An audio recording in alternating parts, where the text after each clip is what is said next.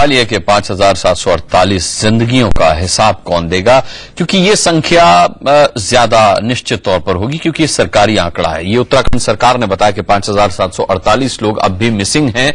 Missing का मतलब ये हुआ कि ये लोग न तो जिंदा मिले और न ही इन लोगों के शव बरामद कर पाई है सरकार। तो अब ऐसे में इनके जो परिजन हैं उनके सामने सबसे बड़ा सवाल है कि ये क्या करें, क्या उन्हें इस दुनिया में माने या न माने। सरकार ये मान चुकी है कि अब वो इस दुनिया में नहीं है, इसीलिए उसने ऐलान किया है कि कल से वो ऐसे लोगों के परिजनों को आर्थिक सहायता बांटनी शुरू कर देगी। इस पर बात करने के लिए हमारे साथ कांग्रेस से प्रदीप टमटा जी मौजूद हैं, हमारे साथ नेता प्रतिपक्ष अजय भट्ट होंगे और साथ ही स्टूडियो में यहां मेरे साथ दो मेहमान हैं, मनोज त्यागी और राजीव त्यागी। आपके फादर, मदर और इनमें से राजीव त्यागी जी की बेटी और भाई मिसिंग हैं। हम इनसे भी बात करेंगे क्योंकि राजीव त्यागी उस वक्त वहां रामबाड़ा में ही मौजूद थे जब इनका परिवार इनसे बिछड़ गया। लेकिन उससे पहले प्रदीप टमटा जी, आपसे मैं पूछना चाहूंगा कि आज के बाद सरकार से कोई उम्मीद न रखे कोई, खासकर वो जिनके अपने परिजन अब तक लापता हैं, न तो उनकी कोई खोज खबर मिली और न ही उनकी बॉडी। नहीं, देखिए, सरकार ने ऐसा न कहा है। उम्मीद पर दुनिया कायम है। नहीं, जब उम्मीद तो सरकार ने ही छोड़ दी ना, तभी तो आप आर्थिक सहायता आप तभी तो दे रहे हैं कि जब आपने भी उम्मीद छोड़ दी। नहीं, देखिए, ये देखिए, ये पिछले जब सुनामी का प्रकरण आया था, हजारों लोग उसमें भी मारे गए थे। उस समय भी जो एक प्रक्रिया इस तरह से ढूंढी गई थी कि आखिर जिनकी बॉडियां नहीं मिली, जिनका भी कुछ पता नहीं जा, कोई ना कोई तो इस तलाश को एक बिंदु के बाद एक प्रक्रिया अपनानी होगी। तो उस समय एक प्रक्रिया ये अपनाएगी कि एक निश्चित समय के बाद जिन लोगों की तलाश कोई जानकारी नहीं मिल रही है उनको मिसिंग मान लिया गया, उनको डेड मान लिया गया। और इसलिए उस कानूनी प्रक्रिया जो एक किसी के जीवन को तो किसी आज हम लौटा नहीं सकते, लेकिन जो आर्थिक रूप से एक मॉनेटरी सहायता दी जा सकती थी वो उनके परिवारों को दी जाए। इसलिए ये एक सरकार ने ये कहा है कि इतने लोगों को, लेकिन फिर भी जो तलाश है, माननीय मुख्यमंत्री ने कहा कि हमारी तलाश जारी रहेगी। ये इतनी बड़ी त्रासदी थी कि उत्तराखंड के सामने एक बहुत बड़ी इस समय चुनौती है। उन जो लोग हैं, जो मिसिंग है लोग हैं, जिनकी संख्या के बारे में अलग अलग राय है। सरकार की एक प्रक्रिया है, उस प्रक्रिया में हमने देश के विभिन्न राज्य सरकारों से उनके चीफ सेक्रेटरी के माध्यम इंफॉर्मेशन ली। जो हमारे अपनी एजेंसियां हैं उनके माध्यम से हमारे पास जो इंफॉर्मेशन आई उसको क्रॉस चेक करने के बाद एक नतीजे पर हम आए हैं कि इतने लोग हैं मिसिंग है, इनको अपने डर। लेकिन उसके बाद भी हमने ये नहीं कहा कि अब तलाश की बिंदु मिसिंग लोगों को ढूंढने की प्रक्रिया बंद कर दी है, ये जारी रहेगी। लेकिन हमारे सामने भी और सरकार के भी सामने एक समस्या थी कि इसको एक न एक निश्चित सीमा के अंदर कुछ न कुछ रिजल्ट निकाला जाए, तो उसी के आधार उन परिवारों को आर्थिक रूप से उनके तलाश को भी, इसलिए एक सरकार ने जो एक प्रक्रिया जो पहले भी भारत के दूसरे राज्यों में सुनामी के सपना अपनाई गई थी उसी को हमने यहां भी अपनाया है। प्रदीप टमटा जी, वैसे मैं आपसे ये भी जानना चाहूंगा कि इतना एग्जैक्ट फिगर 4,748 लोगों का आपके पास, सरकार के पास कहां से आया, जबकि अब तक आप लोग ये संख्या नहीं बता पाए कि इस त्रासदी में कितने लोग मारे गए, क्योंकि अब तक उन लोगों की तो गिनती नहीं हुई है जो मलबे में दबे हुए हैं या जो सैलाब की सिल्ट के अंदर दबे हुए हैं। फिर ये लापता लोगों का आंकड़ा कैसे निकाला आपने? ये प्रक्रिया ये आंकड़ा तो देश के विभिन्न राज्यों से आए हुए हमारी सरकार के द्वारा, हमारे चीफ सेक्रेटरी के द्वारा विभिन्न राज्य सरकारों के चीफ सेक्रेटरी को सूचना भेजी गई। वहां से कितने कितने लोगों के एफआईआर दर्ज है, पुलिस इंफॉर्मेशन रिपोर्ट दर्ज है, उनके माध्यम से विभिन्न राज्यों से जो सूचना हमारे पास आई और जो हमारे माध्यम से हमारे लोगों ने जो यहां उत्तराखंड के अंदर विभिन्न थानों में, विभिन्न स्थानों में जो एफआईआर पुलिस इंफॉर्मेशन रिपोर्ट दर्ज की गई थी, इन सबको कंपाइल करने के बाद कोई जो डुप्लीकेसी है, दो जगह तो नहीं है, उन सबको क्रॉस चेक करने के बाद ये संख्या जो आई है वो उसी के आधार पर राज्य सरकार ने कहा। अच्छा, एक महीना कल पूरा हो जाएगा प्रदीप टमटा जी, एक महीना कल पूरा हो जाएगा। क्या मैं आपसे पूछ सकता हूं कि जो लोग गुमशुदा हैं उनको ढूंढने के लिए किस तरह का ऑपरेशन सरकार की तरफ से चलाया गया? देखिए, इस पूरे माध्यम से सरकार ने हर तरह से विभिन्न राज्यों के द्वारा इंफॉर्मेशन की, ऑनलाइन इंफॉर्मेशन की, अपने विभिन्न अधिकारियों के माध्यम से, अपने अपने तानों में जहां भी माध्यम, जो लिखित माध्यम से जो सूचना है वो सब एकत्र करके हम आज भी मांग रहे हैं लोगों से। अभी जो इस समय हमने 2-3 बार केदारनाथ में जाकर के वहां के अंदर जो डेड बॉडी है उनको भी आइडेंटिफाई करके उनका दाह संस्कार का भी की वो जो प्रक्रिया है उसको जारी रखा। देखिए, ये इस चीज को हमको आपने जिस तरीके से शवों का दाह संस्कार किया है उस पर भी तमाम सवाल उठे हैं प्रदीप टम्टा जी। बहरहाल अजय भट्ट साहब, मैं आपसे जानना चाहूंगा, अब तक जो कुछ प्रदीप टम्टा साहब ने कहा, आप उससे सेटिस्फाई हैं, संतुष्ट हैं कि जिस तरीके से सरकार ने इस आपदा के बाद काम किया है वो अप टू द मार्क है? प्रदीप टम्टा जी अपनी तरफ से ठीक ही कह रहे हैं। इस घटना से हम सब दुखी हैं और ये जो घटना घटित हुई है कोई सरकार नहीं लाई है, इसको हम पहले दिन से कह रहे हैं। लेकिन जो सरकार का मिसमैनेजमेंट रहा है, pre disaster, duration disaster, after disaster, 3 stage होती हैं और ये सबको पता है कि हम जोन 4 और 5 में रहते हैं, हमारे साथ कुछ न कुछ होना ही होना है। उत्तराखंड वासियों की ये नियति बन गई है, कुछ न कुछ हमको झेलना है हर साल, चाहे कम चाहे बाकी। लेकिन जो सरकार ने बाद का जो काम किया है, आफ्टर डिजास्टर और ड्यूरेशन डिजास्टर, आपदा के दौरान और आपदा के बाद, वो उसने पूरे सभी लोगों को, पूरे देश के लोगों को झकोर के रख दिया है कि ये सरकार आखिर सरकार है कहां। जब गुप्त काशी में हमारे लोग पहुंच गए, केदारनाथ में लोग बाग पहुंच गए, वहां पर अभी तो आप कह रहे थे प्रदीप टम्टा ठीक बोल रहे हैं, अभी आप कह रहे हैं कि सरकार ने जिस तरीके से काम किया, लगा नहीं कि सरकार है भी या नहीं है। नहीं, दुख के बारे में मैंने कहा, प्रदीप टम्टा ठीक कह रहे हैं, दुख सबको है। अच्छा। सारे लोगों को कष्ट है, जो उन्होंने पहले कहा था उसके बारे में हम कह रहे हैं। बाकी चीजों के बारे में तो प्रदीप टम्टा जी का भी कई बार बयान आ गया है और उन्हीं की पार्टी के विधायक जो धामी जी हैं वो धरने पर बैठने की धमकी दे चुके हैं। शैला रानी रावत जो रुद्रप्रयाग की है वो धरने पर बैठने की धमकी दे चुकी हैं। तो वो तो कैसा चल रहा है वो सभी जानते हैं, हम ही नहीं, कांग्रेस के हमारे मित्र भी जानते हैं कि कैसा रेस्क्यू चल रहा है इस समय।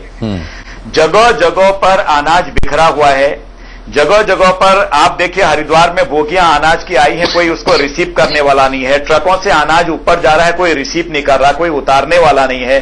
कई लोग तो शहरी क्षेत्रों में बांट गए और कई लोगों ने बेच दिया उसको। आपने देखा होगा रुड़की में और हरिद्वार में 1000 बोरियां हरियाणा सरकार ने जो भेजी थी वो पकड़ी गई, उसकी जांच चल रही है।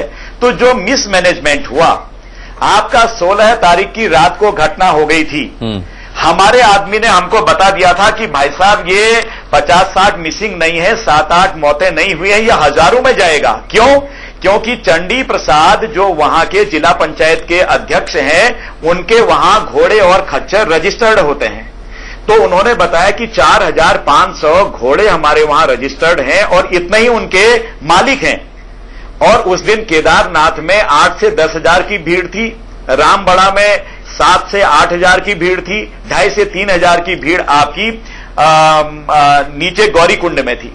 जब इतनी बड़ी भीड़ थी, रात को हादसा हो गया था, 50 मिसिंग हो गए थे और सूचना आ गई थी रात को ही जब पुलिस वालों ने कह दिया था, एक पुलिस वाले का आरजी आ गया था कि हमारे पास कच्चा बंडी है, ठंडा हो गया है, आप शीघ्र फोर्स भेजो, हमारे लिए गर्म कपड़े भेजो।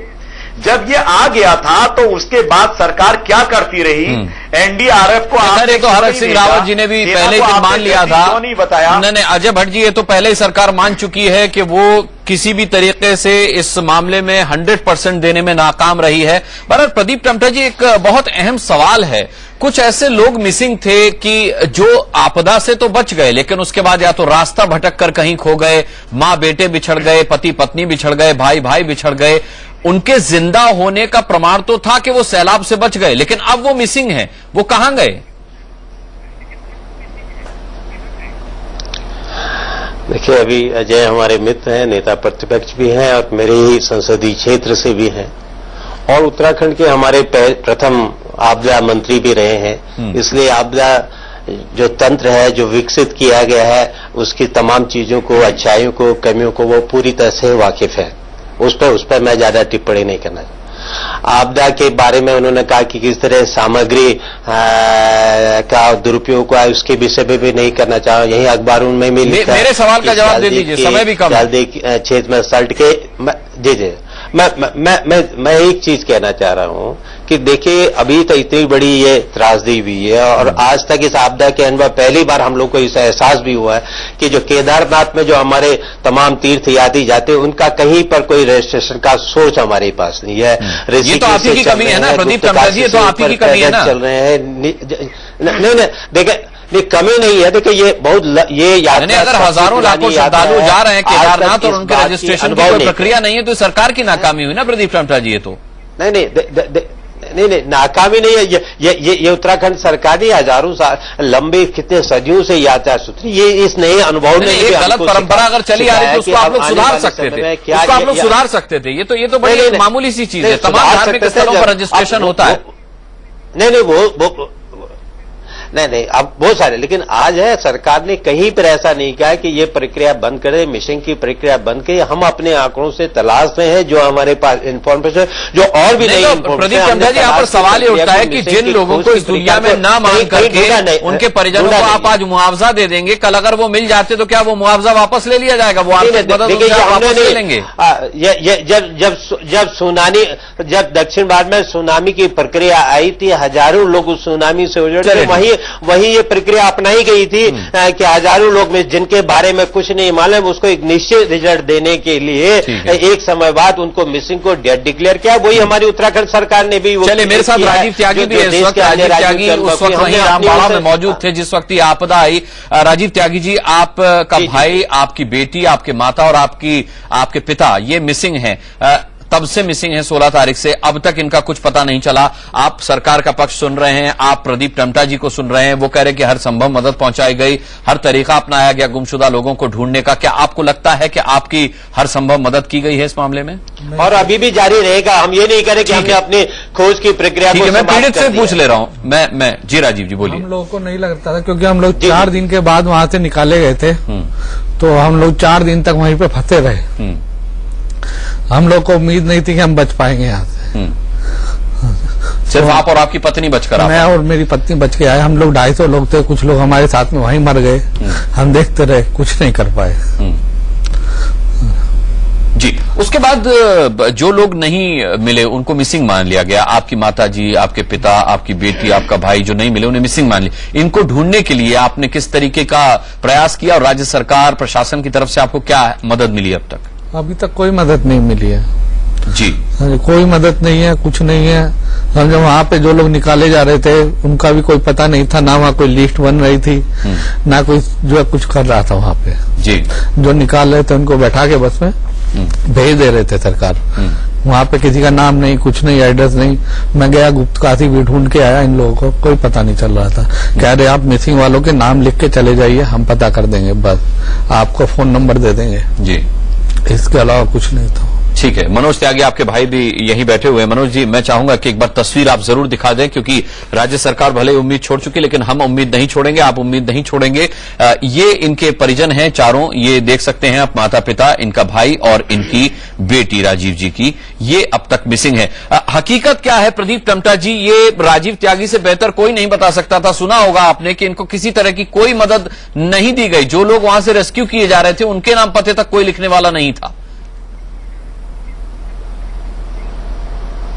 देखिए, सब जगह 1 लाख लोगों को रेस्क्यू निकाला गया है, बाय हेली निकाला गया है, पैदल रूट के माध्यम से निकाला गया है। हर जगह लोगों से कहा गया, देहरादून से लेकर उत्तर का गुप्त काशी तक, बद्रीनाथ केदारनाथ की जो लोग मिसिंग है उनकी आप सूचनाएं लिखें, एफआईआर। उन्हीं के आधार पर हमने अपने आंकड़े, सरकार ने अपने आंकड़े इकट्ठे किए। उसके बाद विभिन्न राज्य सरकारों के माध्यम से जिन जिन राज्यों के ने कहा हमारे वहां के नागरिक लोग, तीर्थयात्री वहां हैं, उनके वहां जो दर्ज रिपोर्ट है उनके आधार पर हमने आंकड़ों को कंपाइल करने की कोशिश की है। तो ऐसा नहीं है कि जो सरकारी स्तर पर जो प्रक्रिया है, एफआईआर उन्होंने भी लिखी होगी मिसिंग की सुधा, उन्हीं आधार पर हम एक नतीजे पर निकले हैं। और उसमें हमने अभी भी फिर कहा है कि हम मिसिंग की ढूंढने की खोजे हुए जो लोग हैं उनकी तलाश की प्रक्रिया को बंद नहीं कर रहे हैं। लेकिन ये क्या प्रक्रिया होगी मैं आपसे जानूंगा, और साथ ही अजय भट्ट साहब से भी बात करूंगा इस मामले में। एक छोटा सा ब्रेक ले रहा हूं प्रदीप जी, आता हूं आपके पास ब्रेक के बाद।